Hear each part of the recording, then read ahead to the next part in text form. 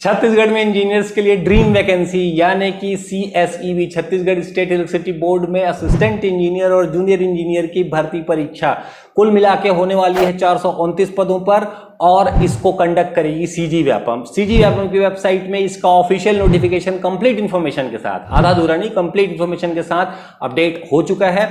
Assistant engineer की जानकारी हमने आपको पहले ही दे दी है, तो इस वीडियो में हम जूनियर इंजीनियर के ऑफिशियल PDF को कवर करेंगे। उससे जुड़ी हुई वो हर जानकारी जो आपके लिए जरूरी है वो सब हम इस वीडियो में आज डिस्कस करने वाले हैं। हर बार की तरह इस बार भी हम CSEB JEE के एग्जामिनेशन को अपने इस चैनल पे completely start to end cover करने वाले हैं, तो तुरंत हमारे चैनल को सब्सक्राइब कर लीजिए अगर आपने अभी तक नहीं किया है तो। और हम आपको एक्सक्लूसिवली CSEB JEE के लिए कॉम्प्रिहेंसिव कोर्स भी अपने ऐप के ऊपर ऑफर कर रहे हैं। आरोहन एकेडमी एंड्रॉइड ऐप है, ऐप के ऊपर आपको कॉम्प्रिहेंसिव कोर्स मिल जाएगा जिसमें कंप्लीट सिलेबस मिलेगा आपको, वीडियो लेक्चर्स, लाइव कोर्सेज, साथ ही टेस्ट सीरीज भी अवेलेबल है। और उसके अलावा हम साथ में दे रहे हैं आपको मोर देन 1000+ MCQ क्वेश्चन का PDF, वो भी कोर्स में अवेलेबल रहेगा। टेस्ट सीरीज के अंदर हमारे 3000 से ऊपर हाई क्वालिटी MCQ क्वेश्चन होने वाले हैं, मोर देन 100 टेस्ट पेपर होने वाला है, जिसमें से आपको करीब 25+ फ्री टेस्ट पेपर मिलेगा। फ्री टेस्ट पेपर का लिंक, टेस्ट का लिंक, टेस्ट सीरीज का लिंक, कॉम्प्रिहेंसिव कोर्स का लिंक और जो भी मटेरियल है PDF का, जो इंपॉर्टेंट एक्सपेक्टेड क्वेश्चन है उसका PDF का लिंक मैं आपको नीचे डिस्क्रिप्शन में दे दूंगा। फ्री टेस्ट आप जरूर ट्राई कीजिएगा। सबसे पहले जो जरूरी चीज है वो है डेट। इंपॉर्टेंट डेट्स क्या है CSEB JEE के लिए? ऑनलाइन आवेदन कब से भरना शुरू हो रहा है? तो वो हो रहा है 22/9/2023 दिन शुक्रवार से। और इसकी लास्ट डेट क्या है? ऑनलाइन आवेदन की लास्ट डेट 14/10/2023 रात को 11:59 PM तक। इस डेट को ध्यान रखिएगा, आगे भी आपके इस्तेमाल में आने वाला है।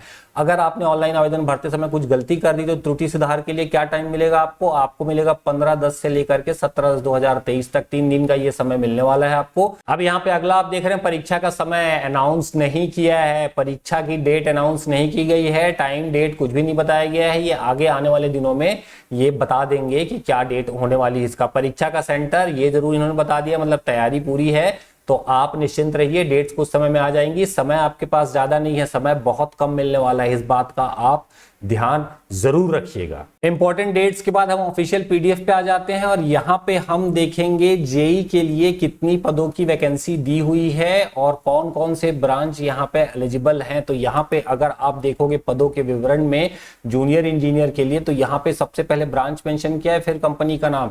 जैसा कि आपको पता है CSEB जो है वो कई कंपनियों में डिवाइडेड है, जिसमें ट्रांसमिशन, डिस्ट्रीब्यूशन, जनरेशन है। और इसमें इलेक्ट्रिकल ब्रांच के अंदर अगर अपन देखते हैं ट्रांसमिशन में, डिस्ट्रीब्यूशन में और जनरेशन में, तो ट्रांसमिशन के अंदर 118 पदों पर कुल मिला के भर्ती होने वाली है। और डिस्ट्रीब्यूशन में आप देखोगे तो 226 पद हैं और उसी तरीके से जनरेशन में आपको दिखेगा 2 पद। तो कुल मिला करके 346 पोस्ट हैं JEE के लिए, इलेक्ट्रिकल JEE के लिए आपका 346 पद है, बहुत बड़ा नंबर है ये। और इसी तरीके से आपका जो कैटेगरी का जो है बाइफर्गेशन ये इस टेबल में दिया हुआ है। आप चाहें तो इस PDF को हमारे टेलीग्राम चैनल से डाउनलोड कर सकते हैं। टेलीग्राम चैनल में ये PDF ऑलरेडी अवेलेबल है, आरोहन एकेडमी का टेलीग्राम चैनल है, लिंक मैं दे दूंगा आपको नीचे डिस्क्रिप्शन में। अदरवाइज टेलीग्राम पे आप सर्च भी कर सकते हैं, यहाँ पे आपको CSEB से जुड़ा हुआ सारा PDF अवेलेबल हो जाएगा। तो इलेक्ट्रिकल ब्रांच में आपकी कुल मिलाकर के 346 पोस्ट हैं। और जैसा कि हमको पता है कि CSEB JEE के लिए टोटल जो वैकेंसी है वो है 377। तो यहाँ पर आपके जो और ब्रांच है मैकेनिकल, इसमें आपका 2 पोस्ट रहेगा। मैकेनिकल का पोस्ट सिर्फ जनरेशन के लिए है। सिविल का जनरेशन, ट्रांसमिशन, डिस्ट्रीब्यूशन तीनों में वैकेंसी होने वाली है, कुल मिलाकर के 24 वैकेंसी है। और इलेक्ट्रॉनिक्स के लिए, इलेक्ट्रॉनिक्स सिर्फ ट्रांसमिशन में है इनकी वैकेंसी, और ये टोटल 5 पोस्ट पे रहेगी। तो इस तरीके से सब मिला करके टोटल आपका 377 वैकेंसी होती है CSEB JEE में।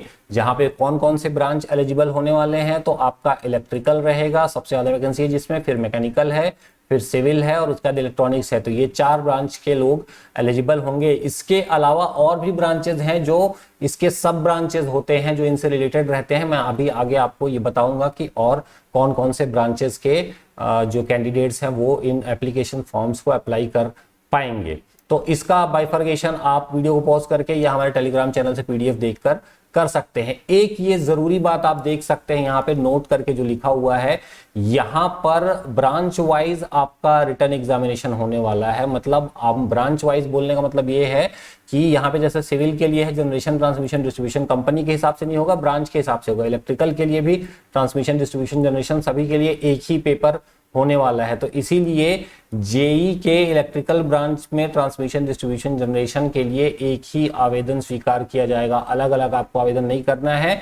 और कौन सी कंपनी में आपको जॉब करना है उसके लिए आप जब डॉक्यूमेंट वेरिफिकेशन करने जाएंगे उस समय पे आपको सिलेक्शन का सीक्वेंस चुनने का कि पहले मैं जनरेशन में कि डिस्ट्रीब्यूशन में कि ट्रांसमिशन में, आपको प्रायोरिटीज 1 2 3 सेलेक्ट करने का ऑप्शन डॉक्यूमेंट वेरिफिकेशन के टाइम पे दिया जाए। ये जो जॉब है जूनियर इंजीनियर की, ये तृतीय वर्ग में आता है, तृतीय श्रेणी की जॉब है, जहां पे आपका जो वेतनमान रहेगा पे स्केल 35,400 से लेकर 1,12,400 रुपीज तक का होने वाला है। यहाँ पे आपको स्टाइफंड मिलेगा। स्टार्टिंग में आपकी ट्रेनिंग पीरियड रहेगी 6 महीने की। आपको स्टाइफंड जो है वो प्रारंभिक मूल वेतन के रुपये मतलब 35,400 रुपए के हिसाब से प्रति महीने आपको स्टाइफंड मिलेगा। इसके बाद प्रशिक्षण अवधि खत्म होने के बाद आपको बाकी जो एडिशनल अलाउंसेस मिलते हैं वो सब आपको मिलना शुरू हो जाएगा। आपकी सबसे बड़ी रिक्वायरमेंट इस एप्लीकेशन के लिए चाहिए कि आपको मूल निवासी होना चाहिए छत्तीसगढ़ का। छत्तीसगढ़ का मूल निवासी आपको होना बहुत जरूरी है। छत्तीसगढ़ राज्य के किसी भी जिले का मूल निवासी का प्रमाण पत्र आपके पास होना चाहिए। और ये भी ध्यान रखना है कि ये जो प्रमाण पत्र है इसकी जो डेट है, इशूइंग डेट है, वो ऑनलाइन आवेदन से लास्ट डेट से पहले की होनी चाहिए। मैंने बोला था ना, और लास्ट डेट आप ध्यान में रखिएगा 14/10/2023 ये डेट आपको ध्यान में रखना है। इसके पहले का आपका डोमिसाइल सर्टिफिकेट होना चाहिए। इसके बाद की डेट का अगर आपने डोमिसाइल बनाया है तो वो एक्सेप्ट नहीं किया जाएगा। और यहाँ पे एक चीज और क्लियर हो जाती है कि जेई के लिए जो वैकेंसी है वो सिर्फ छत्तीसगढ़ के ही कैंडिडेट उसमें अप्लाई कर सकते हैं, अदर स्टेट वाले यहाँ पर अप्लाई नहीं कर पाएंगे। जैसे कि एई में हमने आपको बताया था कि अदर स्टेट के लोग भी अप्लाई कर सकते हैं, यहाँ पे वैसा नहीं है। हमने एई का भी नोटिफिकेशन ऑलरेडी आपको एक्सप्लेन कर दिया है। अगर आपने नहीं देखा होगा तो इस वीडियो के एंड में हम वो लिंक कर देंगे, वो वीडियो भी आप देख सकते हैं। अब बात कर लेते हैं एज लिमिट की, आयु सीमा क्या होने वाली है। तो सबसे पहले आयु सीमा का निर्धारण कौन सी डेट पे होगा, तो वो है 1 जनवरी 2023। इस डेट को आधार मानकर आपके आयु की कैलकुलेशन की जाएगी, एज की कैलकुलेशन की जाएगी। तो यहाँ पे जो मिनिमम एज होने वाली है दैट विल बी 18 ईयर्स, 18 साल की एज सबसे कम मिनिमम एज होनी चाहिए। इससे कम के लोग अप्लाई नहीं कर पाएंगे। और अनरिजर्व में मैक्सिमम कैटेगरी में मतलब मैक्सिमम एज लिमिट में जाए तो अनरिजर्व मेल के लिए 40 ईयर्स का आपका होना चाहिए। आपकी एज 40 इयर्स मैक्सिमम है, 18 मिनिमम और 40 मैक्सिमम। अब यहाँ पे कंडीशन है, देखिए अनरिजर्व कैटेगरी का मेल कैंडिडेट है तो उसकी डेट ऑफ बर्थ 1/1/2005 के पहले और 1/1/1983 के बाद, मतलब इन दोनों के बीच में ही आपका डेट ऑफ बर्थ होगा तो ही आप अप्लाई कर पाओगे। उसी तरीके से अनरिजर्व फीमेल और दिव्यांग कैंडिडेट्स के लिए 45 इयर्स है। फिर अनुसूचित जाति पुरुष महिला दिव्यांग के लिए 45 इयर्स है। फिर अनुसूचित जनजाति पुरुष महिला दिव्यांग के लिए 45 इयर्स है। और अन्य पिछड़ा वर्ग पुरुष महिला दिव्यांग के लिए भी 45 इयर्स है। तो यहाँ पे डेट ऑफ बर्थ की रेंज क्या होने वाली है, दैट विल बी 1/1/2005 के पहले और 1/1/1978 के बाद। ये डेट रेंज होनी चाहिए। आपका डेट ऑफ बर्थ अगर इनके बीच में आता है तो you will be good to apply for this JE post. ठीक है, कुछ कंफ्यूजन होगा एज के मामले में तो आप हमसे कमेंट सेक्शन पे पूछ सकते हैं। अब आता है सबसे जरूरी चीज, ये है मिनिमम एजुकेशनल क्वालिफिकेशन। कौन कौन लोग अप्लाई कर सकते हैं जूनियर इंजीनियर के लिए। जूनियर इंजीनियर में जब यहाँ पे ब्रांच वाइज इन्होंने एजुकेशनल क्वालिफिकेशन दी हुई है, मिनिमम एजुकेशनल क्वालिफिकेशन क्या होनी चाहिए। तो इलेक्ट्रिकल ब्रांच की बात करें तो यहाँ पे इलेक्ट्रिकल या फिर इलेक्ट्रिकल एंड इलेक्ट्रॉनिक्स या फिर इलेक्ट्रिकल एंड इंस्ट्रूमेंटेशन, तो ये तीन जो ब्रांचेस के लोग हैं they can apply under electrical. मतलब ये तीनों ब्रांच के कैंडिडेट्स इलेक्ट्रिकल ब्रांच के अंदर अप्लाई कर सकते हैं। इसमें आपका डिप्लोमा होना चाहिए या डिप्लोमा के इक्विवेलेंट सर्टिफिकेट होना चाहिए आपके पास।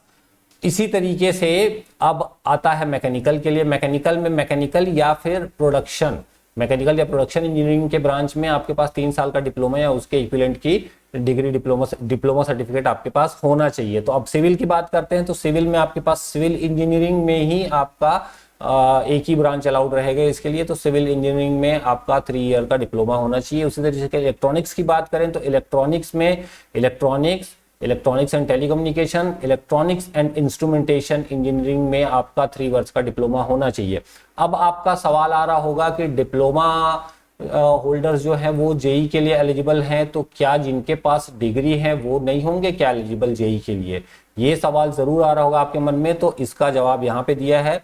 यहाँ पर क्लियरली मेंशन किया गया है कि रिलेवेंट ब्रांच में, संबंधित ब्रांच में, मतलब इलेक्ट्रिकल, मैकेनिकल, सिविल, इलेक्ट्रॉनिक्स में से और जो सब ब्रांचेस इधर मेंशन करी है उसमें से जो भी बैचलर इन इंजीनियरिंग है या उसके इक्विवेलेंट जो एजुकेशनल क्वालिफिकेशन है वो उम्मीदवार भी आवेदन करने हेतु पात्र होंगे। मतलब जेई के लिए जो बीई वाले हैं, डिग्री होल्डर कैंडिडेट्स हैं, they can also apply, degree holders भी अप्लाई कर सकते हैं। तो डिप्लोमा डिग्री दोनों ही अप्लाई कर सकते हैं। बट एक चीज का आपको बहुत ध्यान रखना है कि आपकी जो डिग्री है या डिप्लोमा है, जो भी कोर्स आपने किया है वो रेगुलर कोर्स होना चाहिए।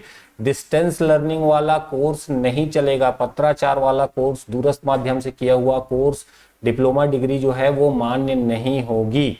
और फिर से जरूरी चीज आती है, फिर से आपका 14/10 जो है, 14/10 एक बहुत जरूरी डेट है, क्योंकि इसी डेट पे लास्ट है आपका एग्जाम का एप्लीकेशन करने की लास्ट डेट है। और इस पे भी यही डेट जो है आपके बाकी क्वालिफिकेशन के लिए भी, बाकी डॉक्यूमेंट्स के लिए भी डेडलाइन बनता है। तो आपकी जो एजुकेशनल क्वालिफिकेशन प्लस जो भी और भी आपकी क्वालिफिकेशंस है वो सब जो है ऑनलाइन आवेदन करने की अंतिम तिथि के पहले आपके पास होना चाहिए। दैट मीन्स 14/10 के पहले होना चाहिए। इसका और क्या मतलब निकलता है? इसका मतलब निकलता है कि फाइनल ईयर वाले जो कैंडिडेट्स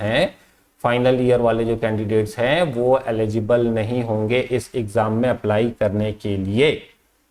ठीक है, कोई सवाल हो तो आप हमें कमेंट सेक्शन पे जरूर पूछिएगा। हमारे ऐप के थ्रू आप चैट से भी पूछ सकते हैं, चैट के माध्यम से भी हमसे बात कर सकते हैं। किसी भी तरीके के सवाल के लिए आप हमसे कम्युनिकेशन कर सकते हैं। रही आरक्षण की बात, तो ये बहुत गर्म मुद्दा रहा है, बहुत सारी चीजें कंटिन्यू बदल रही हैं। तो जिस समय भी आपको डाउट होता है उस समय पे आप हमसे कमेंट सेक्शन में या ऐप में चैट के माध्यम से कम्युनिकेट करिए। उस सिचुएशन के हिसाब से जो भी कंडीशंस रहेंगी हम आपको उस समय अवगत करा देंगे। क्योंकि हाई कोर्ट का या कहीं का भी कोई डिसीजन आता है तो ये जो रिजर्वेशन के पॉलिसीज हैं वो डेफिनेटली कुछ चेंजेस यहाँ पे आ सकते हैं, इसीलिए हम अभी इसको एक्सप्लेन नहीं करेंगे। नेक्स्ट देखते हैं सिलेक्शन प्रोसेस, चयन प्रक्रिया क्या होने वाली है, सिलेक्शन प्रोसेस क्या होने वाला है। तो यहाँ पर जो जेई का एग्जाम होगा उसमें आपका सबसे पहले कॉम्पिटिटिव एग्जाम होने वाला है। ये स्टेजेस की बात कर रहा है, तो क्योंकि ये जूनियर इंजीनियर का वैकेंसी है तो यहाँ पे आपका एग्जाम होगा। एग्जाम होने के बाद आपका डॉक्यूमेंट वेरिफिकेशन के बाद सीधे आपका पोस्टिंग कर दिया जाएगा। ये असिस्टेंट इंजीनियर में जैसे कि इंटरव्यू वाला स्टेप है तो वो यहाँ पे नहीं रहेगा। तो इसमें और क्या चीजें हैं, इसमें आपका जो कॉम्पिटिटिव एग्जाम होगा जो कि छत्तीसगढ़ व्यापम लेने वाली है, और इसमें टोटल क्या कितने रहेंगे मार्क्स, तो टोटल 100 मार्क्स का आपका पेपर होगा। एग्जाम पैटर्न आपको पता है, 80 टेक्निकल और 20 नॉन टेक्निकल क्वेश्चंस। तो 100 नंबर का टोटल पेपर होगा, जिसमें जो अनरिजर्व कैटेगरी के या ओबीसी के जो कैंडिडेट हैं उनको मिनिमम 40% मार्क्स स्कोर करने पड़ेंगे। मतलब 40 नंबर तो आपको किसी भी कंडीशन में स्कोर करना है, अदरवाइज आपका पेपर कहीं से भी कंसीडर नहीं किया जाएगा। 40 नंबर आप स्कोर कर लोगे, उसके बाद क्या होगा आगे बताता हूं। तो अनुसूचित जाति, अनुसूचित जनजाति के भी उम्मीदवार का जो मिनिमम मार्क्स है वो देख लेते हैं, और वो है यहाँ पे 30% मार्क्स, मतलब 30 नंबर। तो अगर आप अनुसूचित जाति, अनुसूचित जनजाति के कैंडिडेट हैं तो आपको 30 नंबर, अगर आप जनरल ओबीसी के हैं तो आपको 40 नंबर। तो ये मार्क्स आपको मिनिमम आपको स्कोर करना ही है, 40 नंबर और 30 नंबर। ठीक है, ये नंबर जब तक आप स्कोर नहीं करोगे आउट ऑफ 100, 100 में से 30 या 40 नहीं बनाओगे, तब तक आपका मेरिट के लिए कंसीडर किया ही नहीं जाएगा, आपको फेल माना जाएगा बेसिकली। इतने नंबर आप पा जाओगे, उसके बाद फिर जितनी वैकेंसी अवेलेबल है प्लस कितने लोगों को 40 प्लस और 30 प्लस मार्क्स मिले हैं, तो इनकी एक मेरिट तैयार की जाएगी। ठीक है, मेरिट तैयार की जाएगी और मेरिट बनाने के बाद फिर ब्रांच वाइज और अलग अलग जो भी कैटेगरी वाइज रहेगा उसके आधार पे फिर कितनी वैकेंसीज हैं वो कैलकुलेट करके सबको डॉक्यूमेंट वेरिफिकेशन के लिए बुलाया जाएगा। डॉक्यूमेंट वेरिफिकेशन 1:3 के आसपास होता है, ये ज़्यादा भी कर सकते हैं, डिपेंड करता है, सिचुएशनल रहता है, वो बता देंगे कब कितना करने वाले हैं। तो आपका डॉक्यूमेंट वेरिफिकेशन करने के लिए बुलाया जाएगा और उसके बाद फिर आपके जो नंबर हैं उसके आधार पे जो मेरिट बना हुआ है आपको उस तरीके से सिलेक्शन दे दिया जाएगा। आरक्षण का नियम अगेन जो भी करंट सिचुएशन रहेगी, जो चेंज हो सकता है जो नहीं हो सकता है उसके हिसाब से वो अप्लाई किया जाएगा। जो भी रहेगा आप पूछ सकते हैं अगर कुछ डाउट होता है। तो आपको एक चीज समझना पड़ेगा, CSEB AE JEE का जो एग्जाम है वो कोई हल्का एग्जाम नहीं है और इसके लिए आपको हेल्प की जरूरत डेफिनेटली पड़ने वाली है। तो आपको हमारे ऐप के ऊपर, आरोहन एकेडमी ऐप के ऊपर वीडियो कोर्स मिल जाएगा। कंप्लीट सिलेबस है इसके अंदर, आपको लाइव प्लस रिकॉर्डेड लेक्चर्स मिलेंगे, आपको टेस्ट सीरीज मिलेगा। इस टेस्ट सीरीज में 3000 से ऊपर high quality multiple choice questions हैं और 100 से ऊपर टेस्ट पेपर आपको मिलने वाला है, प्लस 50 प्लस आपको फ्री टेस्ट पेपर भी इसमें अवेलेबल रहेगा। साथ ही आपको एक्सपेक्टेड इंपॉर्टेंट क्वेश्चन का MCQ बेस्ड PDF हम प्रोवाइड करेंगे। इस PDF में आपको more than 1000 plus high quality questions मिलेंगे अपने एग्जाम के प्रिपरेशन के लिए। उसके अलावा कॉन्सेप्चुअल वीडियो सीरीज, मतलब जो आपके एक्सपेक्टेड क्वेश्चन हैं उसमें जो कॉन्सेप्ट रहेगा इंपॉर्टेंट क्वेश्चन के, उसके कॉन्सेप्ट को एक्सप्लेन करते हुए हम वीडियो सीरीज लेके आएंगे। साथ ही करंट अफेयर का वीडियो सीरीज रहेगा जो कि आपके करंट अफेयर सेक्शन में जो 20 मार्क्स का रहेगा उसके लिए हेल्प करेगा। उसके अलावा हमारे ऐप पे फ्री टेस्ट, जैसे कि मैंने आपको बताया, फ्री टेस्ट अवेलेबल है सभी सब्जेक्ट के लिए, सारे सब्जेक्ट के लिए फ्री टेस्ट आपको मिल जाएगा। आपको फ्री कोर्स भी हम ऑफर करने वाले हैं, डिटेल्स क्या होने वाली है इसके बारे में हम जल्दी बताएंगे। प्रीवियस ईयर का क्वेश्चन पेपर हमारे ऐप के ऊपर फ्री में डाउनलोड के लिए आज की डेट में अवेलेबल है, आप जा करके चेक कर सकते हैं। और साथ ही फ्री वीडियो प्रीमियम लेक्चर्स जो हैं, प्रीमियम क्लासरूम लेक्चर्स जो हैं वो भी हमारे ऐप के ऊपर अवेलेबल है। तो अभी जाइए आरोहन एकेडमी का Android app Google play store से जरूर डाउनलोड कर लीजिए, लिंक आपको नीचे डिस्क्रिप्शन में मिल जाएगा। जो भी मैं इस वीडियो में मेंशन कर रहा हूँ, जितने भी कोर्सेज और उसकी चीजें मेंशन कर रहा हूँ, सबका लिंक आपको नीचे डिस्क्रिप्शन में मिल जाएगा।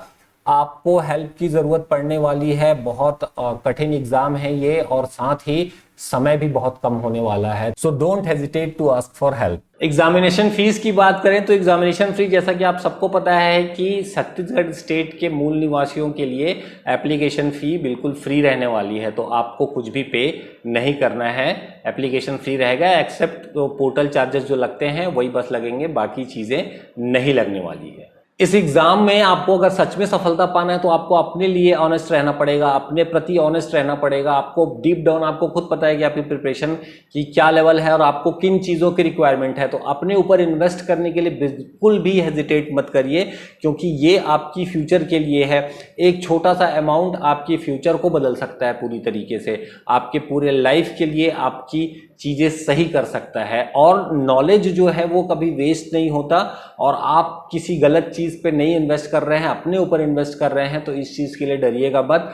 आपके लिए जो भी सुटेबल कोर्सेज हैं वो आप डेफिनेटली जा करके लीजिएगा, क्योंकि without help, without these courses, in courses को लिए बिना, एक्सपर्ट्स की हेल्प और गाइडेंस लिए बिना आपका इतने शॉर्टर ड्यूरेशन में प्रिपरेशन नहीं हो पाएगा। आपने प्रिपरेशन कर ली है, कोई बात नहीं, आप टेस्ट सीरीज ट्राई करिए, अपनी प्रिपरेशन को चेक करिए, आप हमारा फ्री टेस्ट देखकर देखिए कि क्या लेवल है प्रिपरेशन का। आपके जो भी चीजें हैं आप जल्दी से जल्दी शॉर्ट कर लीजिए, टाइम नहीं मिलने वाला है। क्योंकि इस रिक्रूटमेंट से जुड़ा हुआ अगर आपका कोई सवाल है या इन जनरल कोई भी सवाल है तो आप हमसे कमेंट सेक्शन में पूछ सकते हैं।